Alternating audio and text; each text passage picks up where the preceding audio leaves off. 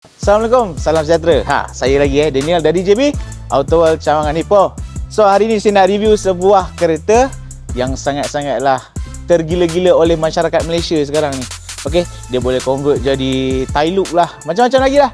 Okey, ni dia Honda City tahun 2015 kakak abang. Okey, color pun dah cun-cun Cina. CCC bak kata Adam Ismail.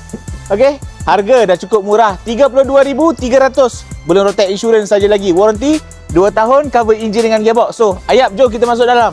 So, dalaman dia saya tak perlu cakap banyak-banyak lah. Untuk Honda City ni memang sangat-sangat cantik. Walaupun tahun 2015 tak ketinggalan dek zaman. Okey. Satu konsol dia semua masih kemas, radio semua original. Tengok satu konsol Okey, gearbox dia pakai 7 speed CVT gearbox. Lepas tu dia ada adjust volume dekat sini. Display meter pun cun-cun. Okey.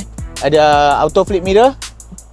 So, belah belakang dia, walaupun spek E kakak abang, walaupun spek E, dia datang dengan 2 tweeter kiri dan kanan. Lepas tu ada aircon vent, ada 2 power outlet untuk charge dekat bawah sana.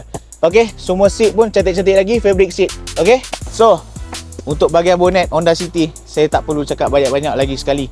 Okey, memang sangat-sangat luas. Dia punya gap pun dia boleh tarik seat jatuh ke bawah lah. Untuk seat second row, dia boleh jatuh ke bawah. So, jadi space dia lagi besar lah.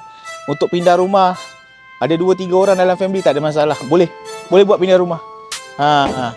Nak tak nak je. So, tunggu apa lagi? Kereta pun 2015. Kredit loan boleh buat 9 tahun lagi. Tak ada masalah.